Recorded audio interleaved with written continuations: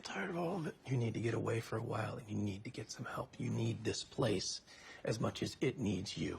Hello, everyone, and welcome to Decoding TV's coverage of the Pitt Season 2 finale. Woo! We made it, everyone.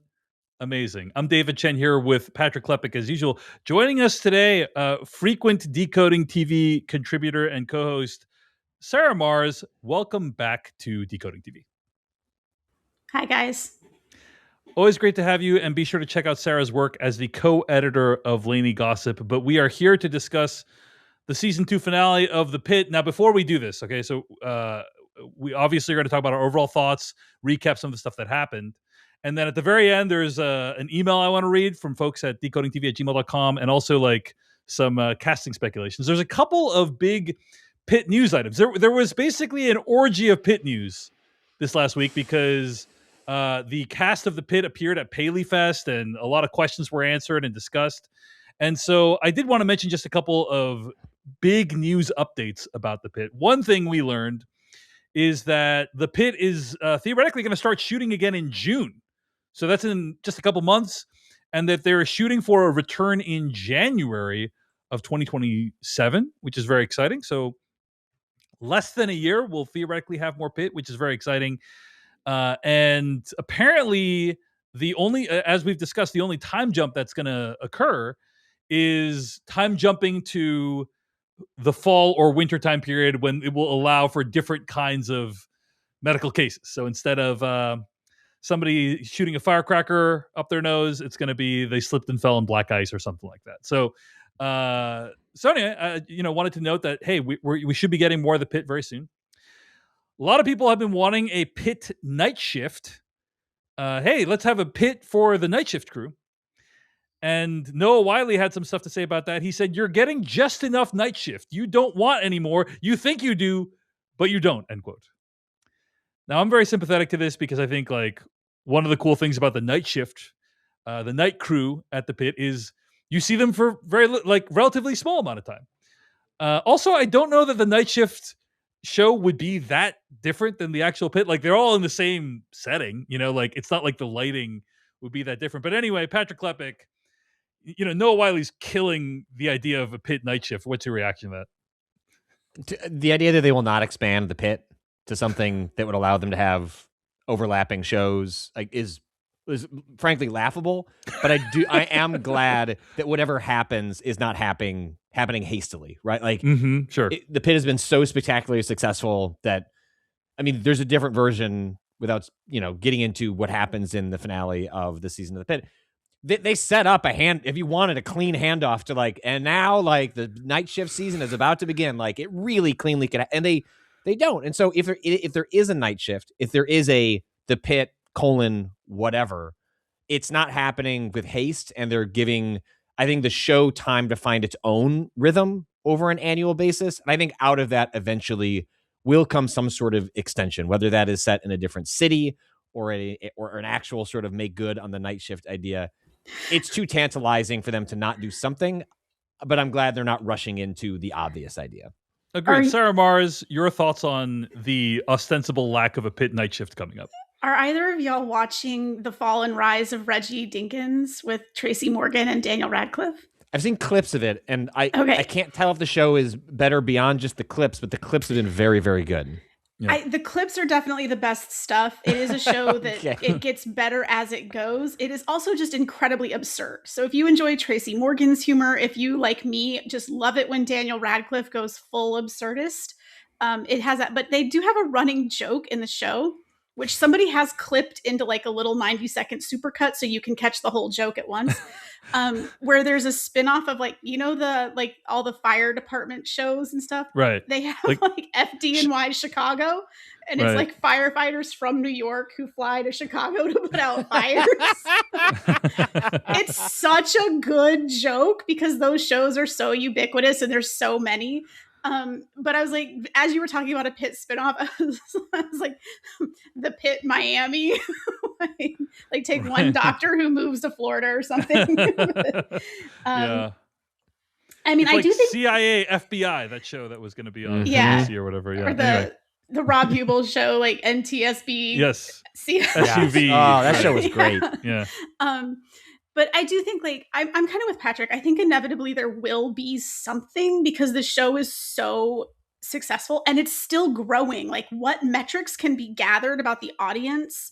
Because it is a show that exists on HBO, but it's also largely on, people are watching it on streaming. But what we can tell from the audience, it is still growing. We have not hit the ceiling of Pitt fandom yet. So I do think eventually there's going to be something. Whether that's a different hospital or a different shift or whatever, inevitably they're not gonna leave that money on the table. But I also kind of think, like, with the night shift, like, I love the night shift doctors. I always have from day one. They're so fun. I loved the stuff in the end, like, episode with the night shift. But I do kind of think, like, as much as I want more and would love a night shift spinoff or whatever, I think truly they function as a foil to their counterparts on day shift. If we had to spend more time with the night shift doctors, they couldn't just be cool and fun and charming. We would have to get into their drama, their trauma, like, remember that episode 1, season 1 started with Abbott on the roof after a bad shift. From what we've seen of Abbott, do we really want to dig into that man's psyche? Don't be pulling a Thelma and Louise out there. I am minutes from taking a 3-month vacation. When's the last time you took any time off, Jack? Yeah, but I've dealt with my demons. like, I think we can all kind of put the pieces together about what's going on there. So I do think, like, want versus need, as much as I would want it, like, the show doesn't need it. We are really getting the right dose of the night shift. Although I will be curious to see, with Aisha Harris being promoted to a full-time regular in season 3, that must mean that her character, Ellis Parker, is changing over to day shift. And one thing that I do think would be fun, and if the Pitt runs long enough, they can do stuff like this. I think, like, think of a major holiday where everyone's putting in for vacation and everyone is changing their shifts around to cover for each other. Don't start at 7 a.m. Start in the middle of the day on a day when everyone's schedule is mixed up, and go 24 hours over night shift working day shift working night shift. People who haven't worked in the ED in months or years come back to the ED to cover for somebody. Like, that kind of stuff would be super fun as, like, a one-off. Yeah, indeed. All right. Also, we got this email from Mark sending us an email at decodingtv@gmail.com. And this is kind of, like, related to Pitt news. But I did have another email that we're going to cover at the very end for the podcast. Regardless, Mark wrote in, listening to you speculate a bit on where the Pitt might go in season 3, I was reminded that I recently heard a BBC Arts program called Front Row, in which Noah Wiley was interviewed. And he said, quote, the thesis of season 1 is the doctor is the patient. And the thesis of season 2 is doctors don't make very good patients. And now we're back to work writing season 3, and the thesis is doctors benefit from being patients, end quote. So we can talk about whether any of those seasons successfully executed on those that thesis. But I just wanted to share, that according to Noah Wiley, that's what he's trying to go for seasons 1, 2, and 3. Thanks to Mark for writing into us at decodingtv@gmail.com. And I did just want to say thank you one more time to all the people, thousands of people who have watched our videos on YouTube this season and engaged with this podcast. We really appreciate it. We are shifting our coverage over to some other shows right now, so be sure to subscribe to us on YouTube or wherever you get your podcasts, Decoding TV. We're covering Euphoria and a bunch of other stuff this month. You don't want to miss it. So be sure to subscribe, youtube.com/@decodingtv or Decoding TV, wherever you get your podcast. But thank you so much to everyone who engaged with this podcast this season of The Pitt. We will definitely be covering it in the future, which is probably going to be in January of 2027 when the new season of The Pitt comes out. So all that said, guys, let's get to the finale of The Pitt season 2. Let's start with overall thoughts. Patrick Klepek, let's start with you. What did you think overall of the season 2 finale of The Pitt? Has a bit of a anticlimactic nature, Yeah. I think, given where, and I don't mean that necessarily in a bad way. I think this season did a decent job of playing with expectations, setting up the audience for thinking it might go this way and then going another way. And I found myself very satisfied with the restraint of the show, frankly. Like over the course of the season, and then with specificity in the finale, things like, like the water park. Oh, that's the big event. Kind of resolved. It brought in an influx of patients and then sort of resolved itself. the fact that the show never felt like it had to have a like grandiose, like ratings bait, mass casualty event to like some sort of stunt that had to occur over the course of the season. I find myself like very satisfied with where the show ended up. It feels very healthy for the long-term prospects of the show, which really was one of my big questions over season 2 was, okay, not saying doing the first season is easy, but it's one thing to like just make a thing. We made the thing. Oh, this thing might run for 10 years. What does that mean for this show to go on for more seasons? Where do these characters go? Where do they end up at the the shape of the show? I think went through a lot of experimentation, and where they end up at the end of season 2. Just I remain confident that we are in exceptionally good hands, and it makes me very excited for the future of the Pit. And so I was, as like you could tell that the show was like gearing up for its cut to credits moment. I was like, oh, this is where we're gonna end. Mm-hmm. It's not what I would have predicted, but also I find it very fitting for where the journey we've gone on, and you can't really ask for anything more for such a high stress show like this. So I was very happy with the finale of the show, and broadly very happy with the Pit season 2 as a follow up. Patrick Klepek, definitely a strong advocate for sustainable Pit usage. You can't deplete your Pit resources too quickly, or else you won't have enough seasons of the show. So, and this, I would argue, I would agree with your argument that, if there's only a limited number of shocking developments they can draw from, very few of them were actually drawn from this season. Sarah Mars, your thoughts on the Pit season 2 finale? Generally, pretty much agree with Patrick. I do think it was a little anticlimactic, only in the sense that season 1 kind of prepared us for there's going to be a catastrophe, and they definitely played with that about the midpoint of the season. And then again, like the water park, just it really wasn't. Did we even find out if that guy's son lived? Like they shuffled those people. Shoot. They shuffled those You're people right. off to other departments, and then we never heard any more about them. I was like, what happened with that girl's leg?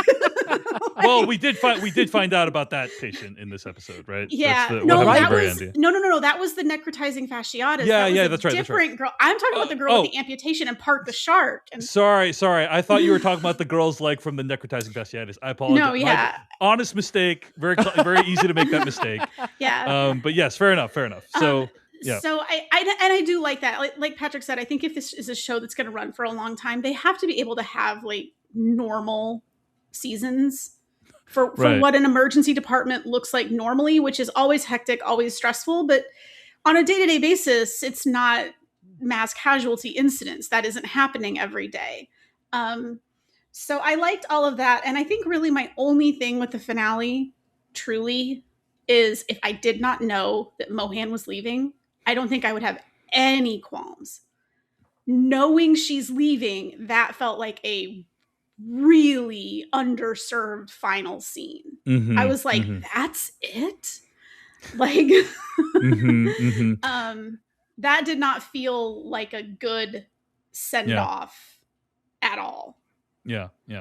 Here's my assessment of the Pit season 2 is I feel like that in season 1, they leaned heavily on the cases, right? Like, oh, we're going to have interesting cases. We have interesting situations.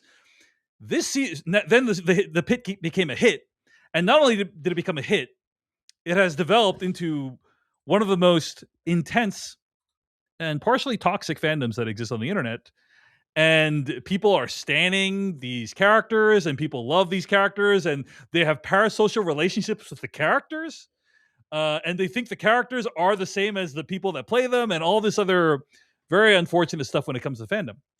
But I bring that up because I think that the show now feels confident enough to lean on the actual drama between the characters, right? Like in season 1, very little drama between the characters in my estimation, right? You get little glimpses of it. This season, I'm looking over the rundown, which I wrote for this episode, and there's basically only one case for the episode. Like usually there's like 5 cases and 3 filler cases and whatever. There's basically only one case, and everything else is the drama between the characters, right? And so I think this is the season where the Pit finally is like, hey, we're going to give you time to learn about these characters. within the confines of this this real-time format, and lean on that for more of the drama and less like, and here's another case about why the medical insurance industry is bad in America, like and I actually think that's a sign of the show maturing a little bit and feeling more confident in how compelling some of these characters really are. I will agree with you all that I did find it a little anticlimactic. I think we are all expecting something big to happen in the finale, and some quasi big stuff does happen, but I don't think it was certainly not what Patrick and I can't speak for Sarah, but certainly not what Patrick and I expected. So let's just get into it. Let's talk about what the cases there's only really one case that's really net new this episode. And that is the case of Judith Lstrad, who is 36 weeks pregnant with 2 days of headache that has reached a 10 out of 10 pain. By the way, sounds awful. Now, Judith wants a wild pregnancy with free birth. She then develops preeclampsia, but she doesn't want any treatment for it, but she wants to live. But then basically she passes out, and then her opinion doesn't really matter for the rest of the show because they need to save her life. But they need to get the baby out. Like, essentially, tons of stuff goes wrong with Judith in this episode. It's not just preeclampsia. It's like a cascading series of health issues that endanger both the life of her and the life of the baby. We do have a little bit of pulpity material with regards to like the term that they use for the operation they do, like, is no longer as cold and heartless now. But overall, I thought this is a fairly compelling plot line and also extremely graphic. I think there's a scene when they open her up and like cut open the uterus like right in front of the camera, and it's just like, oh my god, brutal. Regardless, they are able to save both the baby and the mom, but Robbie is really, really shaken by the experience. I think this is like a great set piece. This is like one of the like top 5 of the season, just like riveting. Relevant medical information is imparted to the viewer. Character moments are played out in this. Just like a really, really awesome case. So like it wasn't what I expected to be the climactic case, but I would say like this was an A+ case for me. Sarah, any reaction to the case of Judith? Well, I did no Googling. Sometimes I look stuff up. Sometimes I'm curious. What are the odds that girl's leg is going to get reattached? Like, pretty good, actually. But I didn't with this one because I was like, oh, I think anything I find out about wild pregnancy, I'm just going to get furious. I had a friend almost die in labor, and so it's sometimes when people are a little flippant about maternal health care, it's like, no, it's really serious. And there are definitely problems with the medical system. It's not perfect. And people really do have to advocate for themselves. And if you think a midwife or a doula will help you, that's great. But they're, it's just one of those things where I'm like, I just can't know too much. I'll be angry. Yep. But I thought that it was really interesting because the first episode of ER featured a preeclampsia case. Mm-hmm. Bradley Whitford guest starred as. This is an episode. The first episode of ER really sticks out in my mind. I went back and rewatched it not too long ago. It's a really, really, really good hour of TV. And I don't think the Bradley Whitford episode was an episode called Love's Labor Law, season 1, episode 19. Actually, yeah, it's not the first episode. I'm sorry, it's in the first season. But in the first season, and it is a legendary episode of the show. Yeah. It's called Love's Labor Lost. Really great stuff. And in a way, this one kind of felt like a little bit of a makeup for that, because in that episode, everything goes wrong and there is no happy ending. It's the worst outcome. And in this one, they're like, oh, yay, we did it. I was telling Patrick, right, like, the situation with Langdon and his like chiropractic job that he does without any visibility into it. I was like, if this was ER, he would have failed at doing that. Like, because they always like make you agonize over like these characters' decisions in ER. Which ER is just a much sadder show overall, but yes. It kind of makes me feel like something like that is coming on the Pitt. I mean, they've lost patience. We've seen them do their best and still lose patience. But it's it's less agonizing. I think it's less agonizing on the Pitt. I think it's less agonizing because when it's happened on the Pitt, it has been cases of you are not superheroes. You are not God. You can't Right. say, like, you can try and you can do your best, but you are going to lose patients. That is Right. part of the job. People will die. And I do feel like eventually we're going to get a case. We almost had it this season with Javadi. I feel like eventually we're going to get a case where somebody does make Somebody messes up and then or someone dies. in Right? Yeah. perfectly good faith, they try their hardest and the person still dies. And then it's like, you're going to be questioning yourself for the rest of your life. Like Right. the measles case from season 1 that's kind of haunting Mel because she did the spinal tap. It's like, that's not really the same thing though, because that was all predicated on the parents making certain decisions. Yeah, absolutely. I'm talking like something like that neck adjustment is going to, Yeah. eventually Yeah. I feel like we are going to have a case like that on the Pit where somebody like makes a huge mistake or they do something that it's a 50-50 shot and then it just doesn't work. Totally. Did we also find out if the big guy lived? Did we ever find out what? Which Orlando Diaz? Is that who you're thinking of? No. The patient that they had to take to a different hospital. Oh yeah, the obese patient. I don't think we ever learned the outcome of that. And I know that's like the rhythm of the emergency department. They sometimes they just don't know what happened to people. I mean, Sarah, if you want to bring up ER, dude, like there were entire massive subplots that we just never heard from again on ER. So like, so I think we're actually relatively good in this this show so far. But Patrick Klepek, any reaction to the Judith Lstrad case?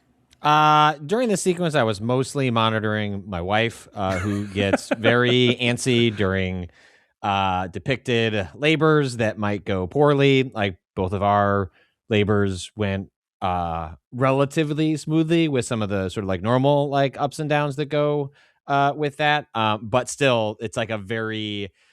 I had it like I put my hand on my wife's shoulder and was like, if you want me to tell you when to like open your eyes, considering how graphic it looks like this is about to be. And like halfway there, I'm like, Katie, 50-50, they take that kid out and like he's blue and like they're not like, if that's too much, like that's understandable. Right. It's okay. And locked the fuck in. She's like, no, I believe in these doctors. And I'm like, all right, well, it's like she was a perfect test case for exactly what you're talking about. Neither of us watched ER. We don't watch a ton of medical dramas. The Pit is unique in our sort of TV viewing habits for that perspective. And I do feel like the Pit is setting up scaffolding to just destroy us at some point over something like that. Like, too many of these things have gone correctly. Yes, agreed. And they're on a knife's edge. And I think this one goes much like the with Langdon in the neck case. Like they bring you right up to the edge where like this, like if you had to pause it right now and go like place a bet, like it'd be 50-50 on where this is all going to end up. But they've all kind of gone on the side of like, hey, and things worked out.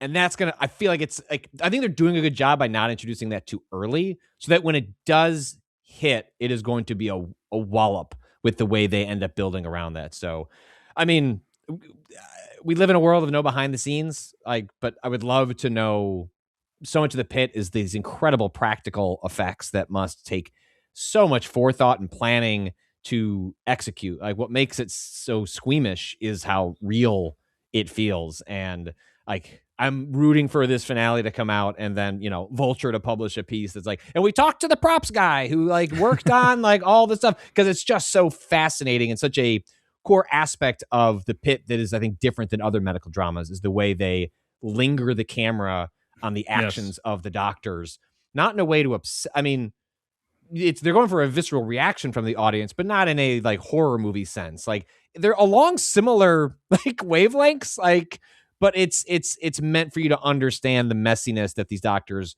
go through in order to, you know, save lives.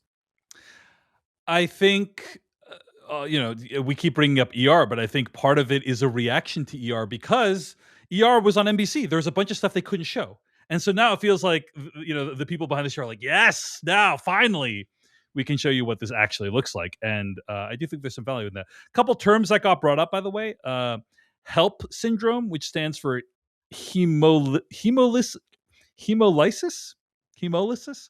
elevated liver enzymes and low platelets. HELLP syndrome is a life-threatening pregnancy complication, usually considered to be a variant of preeclampsia. And also, they did this thing called APGAR scores.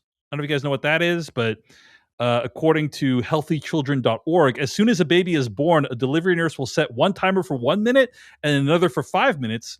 When each of these periods is up, a nurse or physician will give your baby her first test called APGARs, named after the creator Virginia Apgar. It helps the physician estimate your baby's general condition at birth, which measures your baby's heart rate, breathing, muscle tone, reflex response, and color, end quote. So she was like, what's the APGAR score? And that's kind of what that was measuring heart rate, breathing, muscle tone, reflex, and color. Anyway, I thought this is a really great plot line, and then shows Robbie is, Robbie's really shaken by the whole thing, and obviously still processing his relationship to the Pit during the course of this episode. Let's talk about the other big case, right? And this is kind of a case, but it's not really, which is the case of Dr. Al-Hashimi, which was something that started at the end of last episode. And we learned more about what happens with Dr. Al-Hashimi. She had seizures after a bad case of viral meningitis. And then after laser ablation and Keppra, she was seizure-free and had well over a year before, since she'd had her last seizure, until today, this episode of this season of The Pit, when she's had 2 seizures. While the conversation between Al-Hashimi and Robbie starts in a cordial way, eventually Robbie insists that Al-Hashimi cannot be an attending in his ER, pretty much.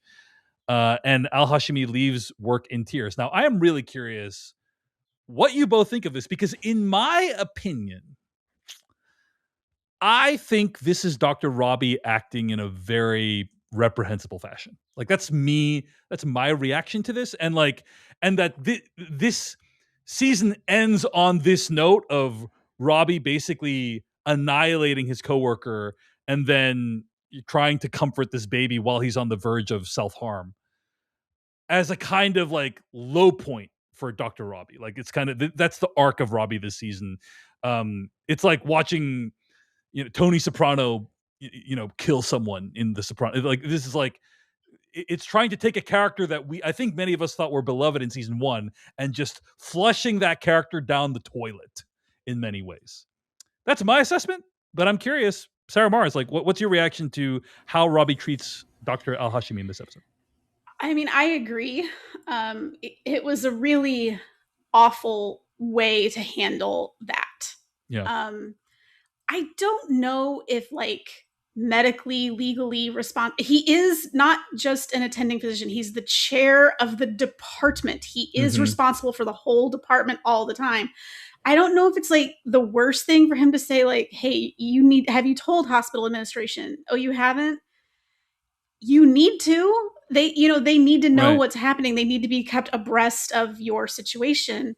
I don't think he's necessarily wrong for that, but the way that it's handled is, yes, it's the worst possible way for him to handle the situation. Well, there's also, I think, this hypocrisy of he's not exactly in the best state himself. No, right? No, and the idea that he's dressing her down when he's literally can barely keep it together is really the height of hypocrisy, right? It's very physician heal thyself. Right. And Al-Hashimi is trying. Right. She's working with a neurologist. She's looking at her options, yeah. And he's making no effort. I can definitely hear somebody being well, his problem isn't neurological. And it's okay, but sure. But also it is kind of, and he is being hypocritical in the moment. Again, I kind of think this was a situation where he's not entirely wrong to say you do need to tell hospital administration what's going on. Right. But the way that he handles it was awful. He was definitely lashing out. He was doing what he'd done to Mohan all season. He's projecting his own BS onto her. And I do think, you're talking about flushing the character down the toilet. I do think there was deliberate challenge to Robbie's protagonist hero status. He is a more complicated character. He's a less likable character. And I think a lot of that was deliberate. I do think Noah Wiley and the other writers and the people involved in the show, I don't think they quite realize to the extent that has been taken by the audience. There does definitely seem to be a little bit of a disconnect between authorial intent and audience reception. And there is always friction with those things. There's the death of the author, and, audience members, we're all going to bring our own baggage to things and see our own sort of reflections and biases and things. But I do think there is a little bit of a disconnect this season between what they were trying to do and what they actually did. I don't think they see Robbie as bad of a character this season as he is. Right. Like, they were shooting for a 6 out of 10 on the Robbie bad scale, and it's closer to like 8.5. It's like a full 9. Like, and it was a little galling. Like, where I think it really stands out, where this disconnect really manifests sharply, was it just the previous episode that Robbie is like speechifying in the pit about paying attention to female patients, right? Because they get misdiagnosed and da-da-da-da-da, which is like good. But also, look at how he's treating Mohan. Look at how he's treating Al-Hashimi. You know, like it's, yeah.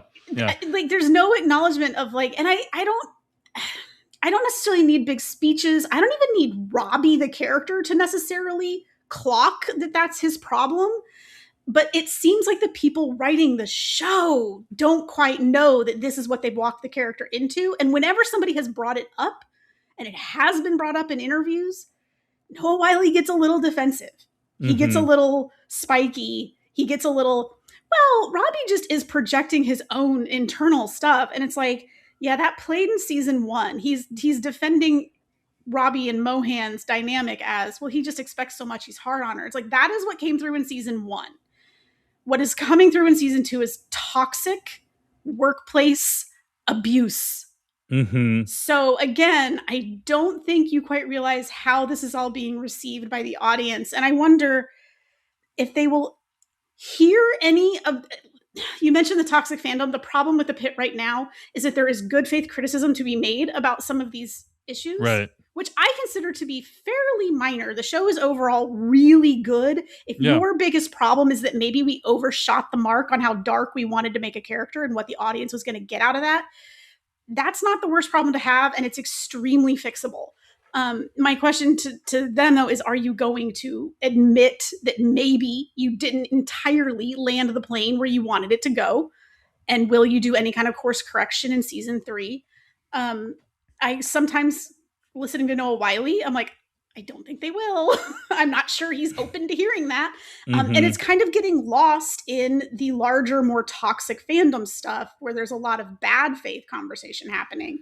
Yeah, for those who don't know what Sarah's talking about, there's basically a significant portion of the Pitt fandom that violently hates Noah Wyle, is how I would describe it.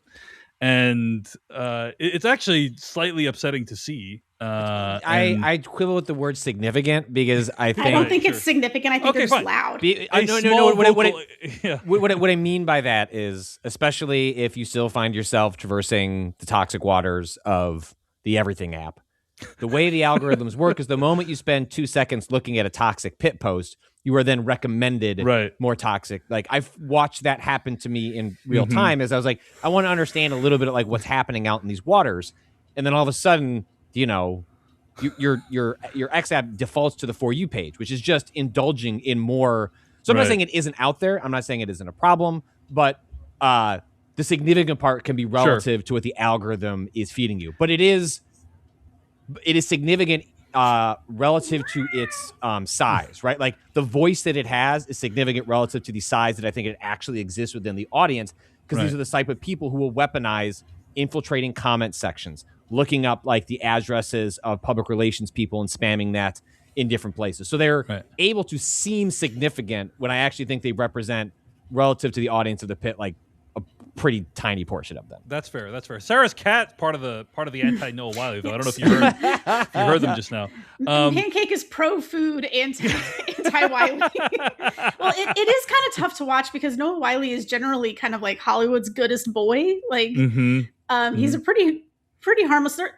I did have somebody reach out that was kind of like, you know, during like the peak ER days, he had a little bit of a reputation for being maybe a little haughty or what. And it's like, yeah, but that's also 30 years ago. And he's had plenty of projects that didn't pan out in the meantime. Remember that Noah Wile's like big break came when he was like 22, 23, like early 20s.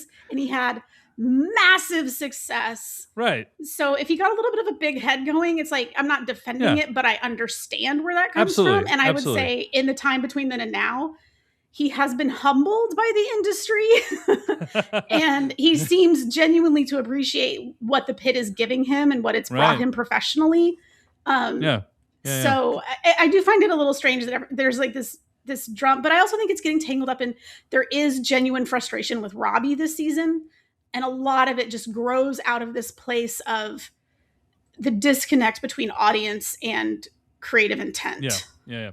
So, Patrick, there is not a significant group of people. There is a small sliver, but very vocal minority. Very vocal. I see. Vocal. I think is the right descriptor.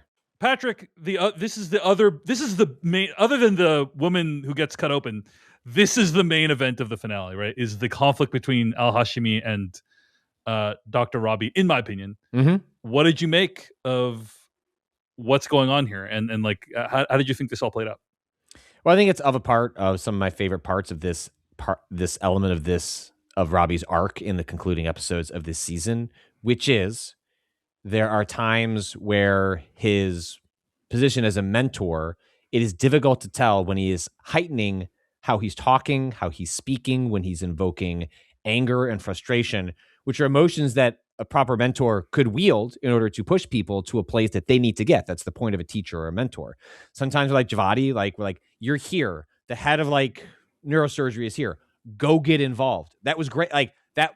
I don't know if I agree with his tone necessarily. Like it was the right push. And here, I think the most telling shot of the exchange between Robbie and Al-Hashimi is the shot in which we see them screaming through the glass and get a brief exposure to the rest of the pit, all looking in a, everyone's had this moment, whether it's at a family gathering where something went wrong or in a workplace where everyone's sitting around quietly going, oh shit, mom and dad and or, insert are fighting and no one knows what to do. And that's a very much one of those moments. And I think that is one where Robbie is so blinded by his like self-importance that this place cannot function without him. His personal role, his professional, he cannot untangle any of that and has clearly not done any of the work himself. He doesn't understand how everyone else is now tiptoeing in fear around this person that they don't necessarily need to. It's probably fair to have some anxiety around like a mentor or someone above you that you respect, but he has now become this sort of pseudo tyrant, and he is dressing down someone who is basically an equal in a way that is very unbecoming and and this is the thing with Robbie, is like many times, even when he's being an ass, it still sort of ends up in a, like, the decision she makes, relative to driving, like at the end of this episode, is a direct result of the points that he raises. He just did it in like the worst way possible. So even though she might have the pause that was commiserate with the moment and what she was facing, like there were better ways to arrive at that moment. And I think that's so much of what's happening to Robbie in this season. And maybe as part of the disconnect with Noah Wyle as an actor is like perception of the character and what they're doing. I think a somewhat similar disconnect has happened between like Noah Wile's perception of Robbie and his character's arc and the audience's perception of Robbie's character and his arc. I think there's a similar sort of thing happening in the show, and then also, the people who are watching the show disconnected from the creatives. Interesting. So are you kind of on the side of Dr. Robbie comes out kind of like the villain in this situation? Yes. I think any other read of Dr. Robbie over the course of season 2 requires some media literacy training. Fair enough, folks. Fair enough. All right. So a bunch of other stuff happens. Like those are the big two things. A bunch of other stuff happens. I'm going to go through it all just real quick, rapid fire. If you guys have something to say, stop me. But otherwise, I'm just going to go through this all, and then we'll get to our medical worker of the week. And then a couple of other final stuff to talk about. Okay, so let's go to it. Langdon successfully completes a urine test, we assume. There was a comment on decodingtv.com a few weeks ago from Chris writing at decodingtv.com saying, how funny would it be if Langdon running off to take a piss test is the last we see of him this season? End quote. That would have been pretty funny. It would have been like, we never hear from Langdon again. Anyway, he does successfully complete a urine test. Duke fixes Robbie's bike. Dr. Abbott tries to give Robbie a hard time about the steps that he's planning to take, but then Robbie lashes out at him. Duke and Robbie eventually have a final meeting that Duke promises to come back and take care of that operation if Robbie comes back as well, and Robbie says, I'll think about it. If you promise to come back and let me take the Bonnie for a ride. I don't know. I've seen you ride, old man. Somebody dies out in the chairs out front. He checked in at 5 a.m. in the morning and had constipation with a DNR, that's a do not resuscitate. Whitaker doesn't find his badge, but we find out that Digby stole it. Whitaker suggests Giavatti focus on mental health, and she's super into it as a possibility. Langdon and Mel share a tender moment outside of the pit. That's going to make the shippers go nuts, I think. Langdon, you're married.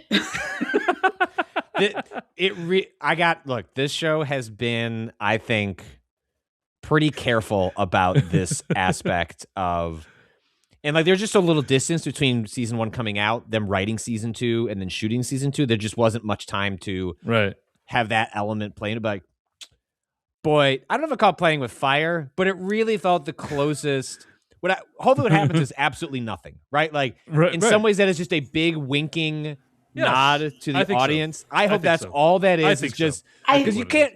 When they came out, I was sweating bullets. I was like, "Do not do show, don't do it." I think they seeded that Langdon is a history nerd who likes living museums, and Mel is too, solely for the fic. Wow. I think because the fic has largely, I will admit, I have surfed that fandom a little bit. There are some very, very talented writers. You surf the fan. Yeah, Sarah, you're like one of the top 10 contributors to AO3, right? AO3 makes it so easy to like find specific things. But like some people are like fully into, what does Langdon's home life look like? And the assumption is he or his wife or both of them, they must be rich, right? Because he's a resident. They famously don't make a lot of money.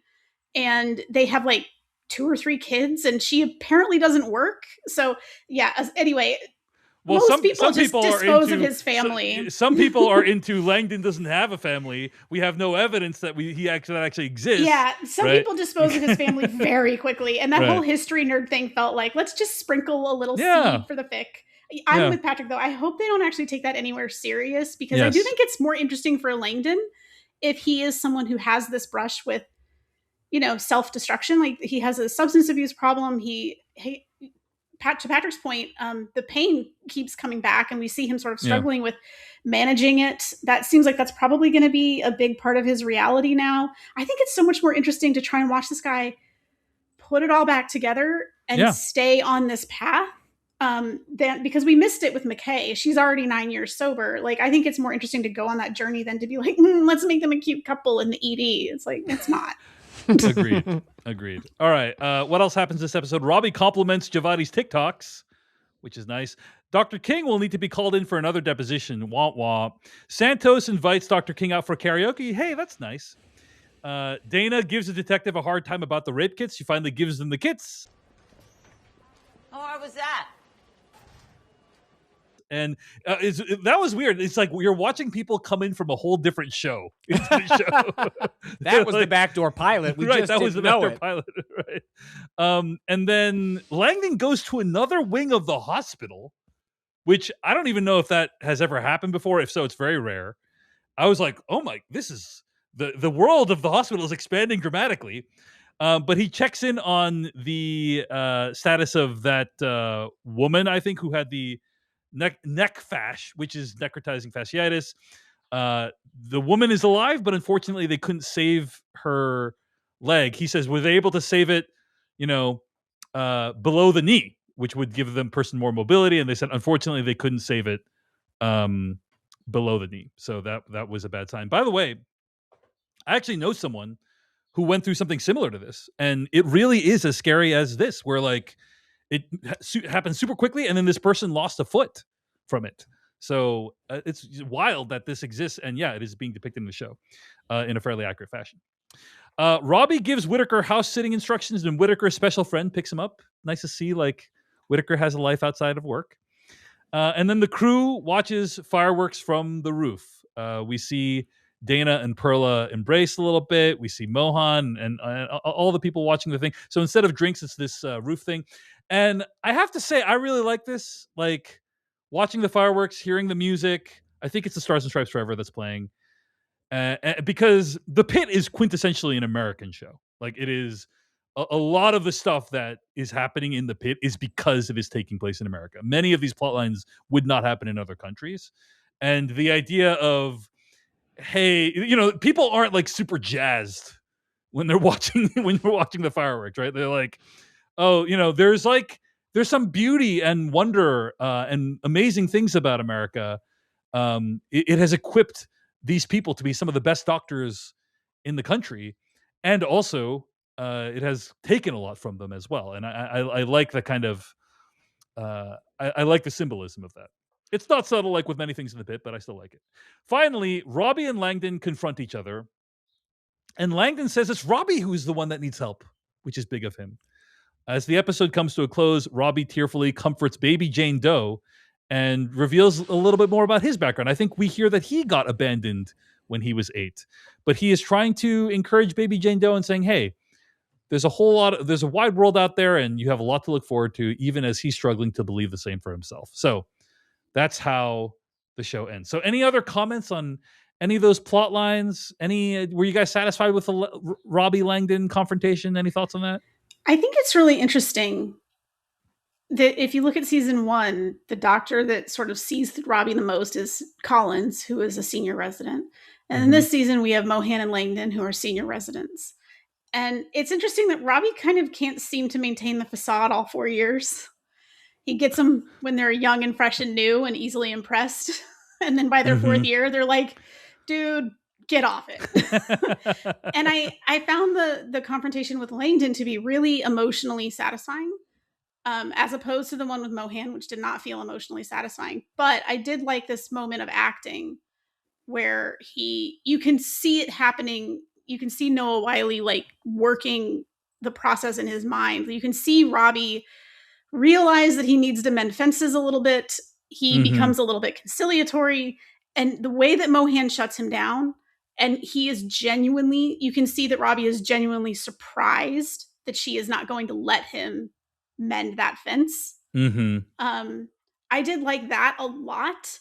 I just wonder like what we're going to find in season 3. I don't think we're going to get like a big explainer. I bet we get like one line about what happened to Mohan, but I did do my Googling, and I mean, doctors tell me if I'm wrong on this, but residencies run July to June. So this is the beginning of a new cycle. So if Mohan isn't coming back in the 3 or 4 month time jump for season 3, right, there'll need to be some explanation. There will need, and it's not easy to change residencies. It's a really big deal to change residencies. So we are going to need some. This is not quite. I thought when they first announced that Supriya Ganesh was leaving the show, that Mohan was closer to the end of her residency. She is not. She still has a full year to go. And now I'm like, okay, well, we are actually going to need context for what happens to her. I do think it's a little bit like fridging. I think they're getting rid of a female character to advance Robbie's characterization, because I think there's a very real chance he comes back from a sabbatical and discovers that she has either fully quit medicine, that he just drove her out full stop, or that she changed hospitals, which would be a really, really big deal and would probably not reflect super great on him to lose such a talented doctor who splits the minute his back is turned. That would not look terrific. Yeah. I just kind of wonder like how much of that we're really going to get addressed. Like they're acting like her leaving. They're like, oh, it's, characters will come and go. And it's like, yeah, but you're trying to make this like the real world. And in the real world, for someone to leave their residency that close to the finish line, that would be a big deal. That would, like, a lot of people would have a lot of questions about, why are you doing this? Can't you just stick it out for, 11 more months or whatever? So I do think we're going to need a little bit of resolution. I'm just not sure I fully trust that we're going to get it, because again, I don't think they fully understand how the audience is receiving all of this. Although I did really like the acting in that scene. I thought both Supriya Ganesh and Noah Wyle were doing a lot of great work right there. Patrick Klepek, any other reactions to any of the stuff that happened this episode? I want to say where I'm interested to see how it feels like it'd be such a betrayal to not address it in some way in season 3, even if it's not a big thing, like some sort of acknowledgement of the change that occurred. I do wonder if this is a bit of, I'll be curious how the Pit navigates this as it goes from, 1 season to 2 seasons to at least 3, and probably many more beyond that. You chose to be realistic. Like, you chose to make that like part of the pitch, right? And so that means people are going to pick nits when you choose to take shortcuts, Right. which, look, shortcuts are necessary for, like, the question is going to be, the shortcuts that you take from a realism perspective, are they in service of a better story? People will forgive shortcuts and not necessarily adhering to all of how something might really play out if it's in service of something interesting or it's good for the story. All we're left with right now, though, is the sense of the shortcut without knowing where sort of they land things in season 3. Is losing this character worth where Robbie ends up? And I think also part of this is, I think part of the fandom around the Pit is that everyone has their favorite main character and forgets that Robbie is the main character. So the show orbits around Robbie, but because of the way it balances on its ensemble and does give really meaningful time to lots of other characters in a way that you can create a sense that is your main character that you're waiting to come back to. I do think that's why decisions like this end up slicing so much more personally for, let's put aside like fandom, but just like as an audience member of the show, you can just become very attached to a lot of these side characters and forget how much of the storytelling is that thus orbiting around Robbie. And like, does the show stay that way going forward? Can Robbie as a character really sustain so many seasons of like season spanning drama over a course of a single day?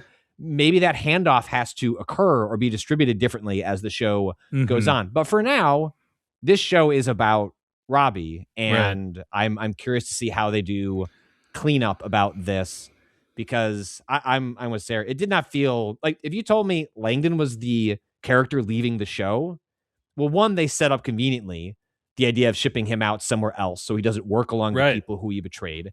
And he gets the F you goodbye moment. He gets to have the confrontation. That feels like could be a natural exit from the show as opposed to what happens with Mohan. So I'm fascinated to see how they choose not to address that whenever we see season. I generally try not to like outguess TV shows because they have a plan. They're gonna do what they're gonna do. Yeah.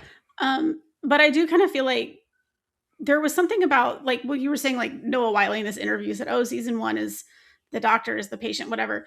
There is a sense that in season 1, the trauma is the mass casualty incident. Mm-hmm. And in season 2, the trauma is trauma. Mm-hmm. It's all of this stuff catching up to all of the doctors and their individual mental health journeys and the things that they're trying to process while they're doing this incredibly high stress job, which kind of opens the door for season 3 is like, what does it look like if they all take Joy Kwan's advice and develop boundaries? Man, doesn't it feel like ancient times when Joy Kwan was still on the show? It was like a month ago. Anyway, but I kind of do wonder if there is a sense that maybe Robbie comes back in a good mood and everyone's just fucking pissed at him because Mohan left while he was gone. And that actually, maybe it's not a one-line throwaway thing. Maybe that is something he'll have to clean up with his coworkers. Well, I'm just going to say the thing I'm most interested in, honestly, is the state in which he leaves Dr. Al-Hashimi, which is like completely obliterated, right? And I would argue that is kind of a quasi cliffhanger of like she was supposed to come in and take over for him, and now that is completely up in the air, and we have no idea how that's going to play out next season. Like we will presumably have cut forward next season some amount of time, and then Al-Hashimi will have either done the job or not, or will still be there or not. But whatever happens, I mean, the way Robbie handled it, again, in my estimation, was very hypocritical and reprehensible. And that is like a very, I would say, for this show, a bold place to end this season with their relationship. So that is what I'm left taking away from this season, is like, wow, they left that, like this whole time we're thinking Al-Hashimi's taken over. And then like now it's like, maybe not. Right. And so anyway, that's kind of my big takeaway. All right, folks, we like to end each of our discussions with a medical worker of the week. Sarah Mars, let's start with you. Who's your medical worker of the week on this week's The Pit? Mine is Dr. Cruz Henderson from The Night Shift. We saw him a little bit previously this season, and he's really just like all the Night Shift doctors. He comes in, he's super cool, he's super confident, seems to have everything on lock. I just really liked that. I liked that actor. Like, I just liked what he was giving in the scenes with Cruz Henderson. It was just such a change of pace from everyone in the pit being like a stress ball. They're all just like vibrating on this frequency. And then this guy comes in and he's like, we got you. We're going to take care of you. It's good. And I was really like, are we learning something about the difference between the way Dr. Robbie nurtures his residents and the way Dr. Abbott nurtures his residents? Because Dr. Abbott's residents seem a little bit more chill than Robbie's. They seem consistently a little bit more put together than Robbie's. So yeah, I just really enjoy those night shift doctors. I do like seeing them in glimpses, and I thought that was a really fun addition. Patrick Klepek, your medical worker of the week. Santos, for the simple act of realizing sometimes you just got to ask someone, you want to get a little fucked up tonight? And that could be, in this case, let's go karaoke, let's drinking. It could be, let's go eat a whole bag of gummies. It could be like the moment of like, someone's having a moment.